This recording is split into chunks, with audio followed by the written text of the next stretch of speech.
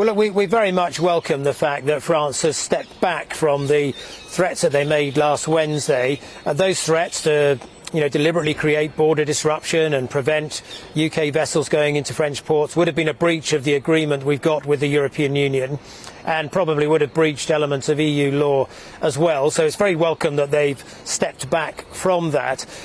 We've always been clear that we will licence any EU and French vessel that's entitled to access. They only have to demonstrate that they've got a track record of working, at least one day a year over a 4-year period of accessing our waters. The vast majority have been able to demonstrate that with the records that they have. There's a small number, 55 vessels, that have struggled to demonstrate that they previously accessed Jersey waters. But we've always been clear that if they can produce the evidence to support that, we're open to reviewing that. But it's also probably the case that in most instances, those vessels probably just didn't access Jersey waters during the relevant period. So it's your opinion that many French vessels are actually trying to cheat the system, trying to lie to gain access to waters that they've never previously had access to. And yet the UK seems to be now talking about negotiating with the French, potentially rumours of a bit of a tit for tat, giving some more licences than we were expecting to in return for some French support over Northern Ireland. Does that sound fair to you? Well, no, we will, implement what was agreed. So there's no new deal to be done. The deal on fisheries and indeed on trade with the European Union was done at the end of December last year.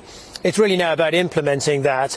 And so what we've always said throughout all of this is we've licensed about 1,700 vessels. That's 98% of those that applied. There's a small number that it appears don't have the track record of fishing, particularly in Jersey waters, so who aren't eligible for a licence under the terms of the agreement. But we obviously want to have good relations with France. If there is new evidence, we'll consider it. But we won't be departing from what was agreed last year. Although whilst Emmanuel Macron has certainly climbed down from his extraordinary threats and that midnight deadline last night, it sounds like he seems to be under the impression that the UK is going to be a little bit more liberal with licence granting than it has been up until this point. Is that your understanding of the situation? Well, look, there have been a few remaining issues that we've been working with the European Commission on, and the European Commission obviously leads on fisheries issues for France at the moment.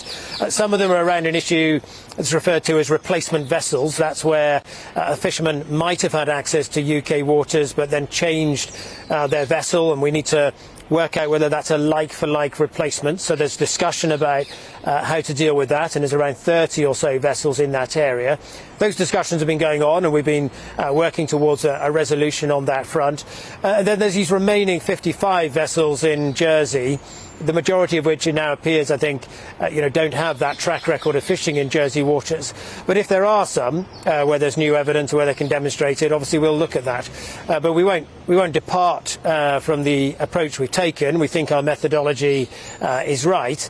But obviously if evidence can be brought forward, we'll consider it.